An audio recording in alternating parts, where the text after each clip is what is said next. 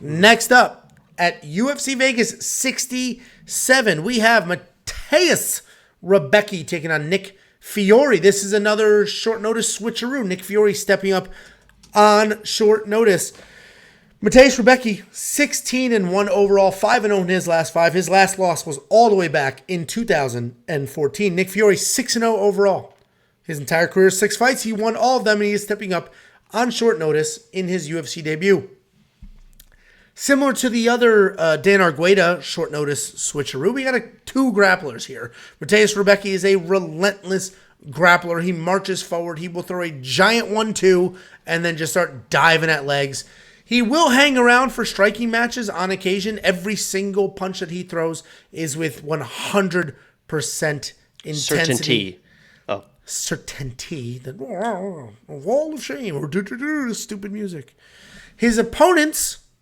I don't know why. I don't know why I did that. Yeah, it was a little. I'd like an apology, a little bit. Well, he can be reckless. Rebecki comes out there. He can be a little bit reckless, leaving him open on the feet and giving his opponent some space to work on the ground. So even though he's a good grappler, he can be a little too. Instead of settling into a position, he'll be bouncing around, give people some space. Nick Fiore stepping up on short notice. And he's not getting the easiest fight to come into the UFC for a debut. He is a grappler. He does have a BJJ black belt. His takedowns are just okay, but they're not what you would like him to have, considering that Brazilian Jiu-Jitsu is his strongest suit. He can be hittable, right? He's got a nice step-in jab. He's not a striker, and he has a wide guard. It's not nice and tight here. It's like here. There's a lot of space. People can get in there. Mateusz Rebecki throws those big punches. That's why has the takedowns.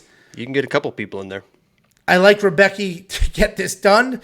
I think he's going to steamroll Nick Fiore. Nick may surprise us with that jiu-jitsu black belt. Minus 750 odds are it's too rich for my blood, but they're probably appropriate or close to appropriate here. So, even a parlay is tough at minus 750, but, I think Rebecki's close to a lock in this fight. Just given Styles' short notice matchup, strength of schedule, 16-1 to 6-0. Even if you say Rebecki had a hollow schedule coming into this, 16-1 to 6-0. I mean, there's a lot going for him here. So Rebecki's going to be an easy pick for me. What do you think, Jakey boy?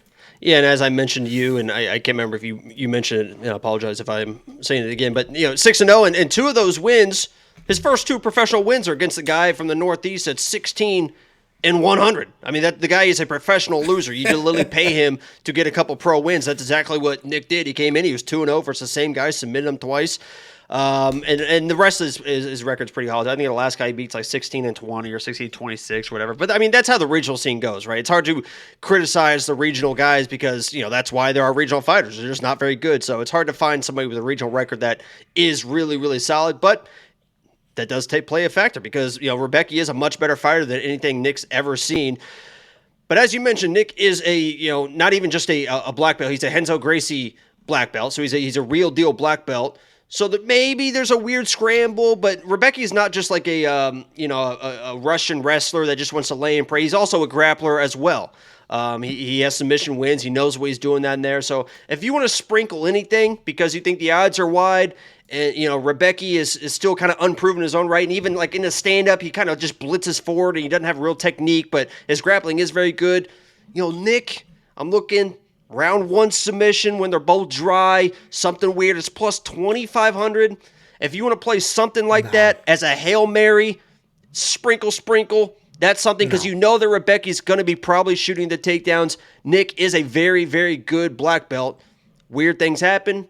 That would be my sprinkle for this, but the other play is probably like the under 1.5 or whatever. Rebecki's a play.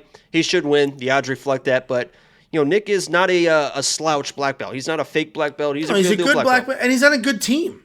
He's on a good team, getting rounds in with good people. He's around excellence. It's just early. It's early because it's literally short notice. It's early. And it's early in his career. Like, it's not, I get it. You get the call, you jump on it, but sometimes it does you more harm than good. And yes, the UFC is going to say, we appreciate that. Here's another fight.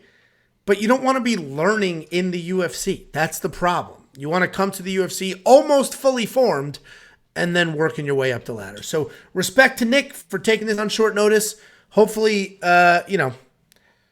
hopefully whatever fight after this will be a little more favorable, because this is a tough fight just to step in. They should put him against Ryan Hall next. Honestly, that's a much easier fight. Oh, fuck you. I hope we don't. Didn't you say that YouTube has gotten more aggressive with the cursing? I used one. I think we got 2 left. Okay. Anyway, so we're all over Rebecki. Just so you know. We're all over Rebecki. $9,400 in DraftKings seems like very safe money to me.